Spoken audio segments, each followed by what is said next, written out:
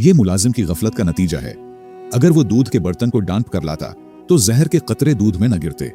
उसकी लापरवाही ने मासूम जानों को मौत के घाट उतारा, लिहाजा सजावार वही है।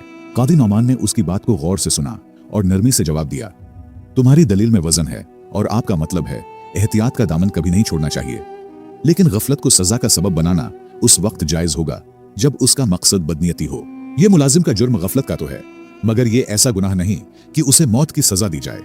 पहले शागिर्द का सवाल उसके जहन के मुताबिक ठीक तो था, लेकिन गहरे जांच का मुकाबला नहीं कर सकता।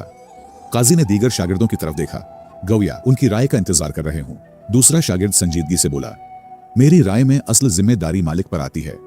मेहमानों की मेजबानी में एहतियात सबसे अहम है।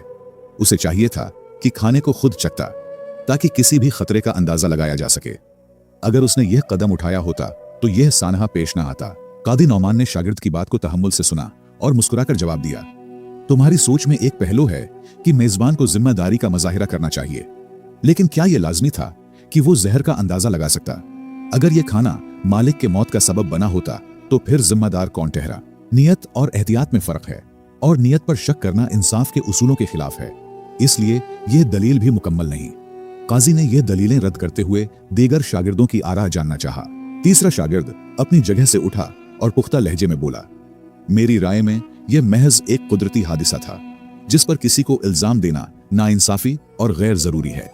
मेहमानों की मौत उनकी तकदीर में लिखी थी और इस वाकये को किसी फर्द की गफलत या जिम्मेदारी से जोड़ना मुनासिब नहीं।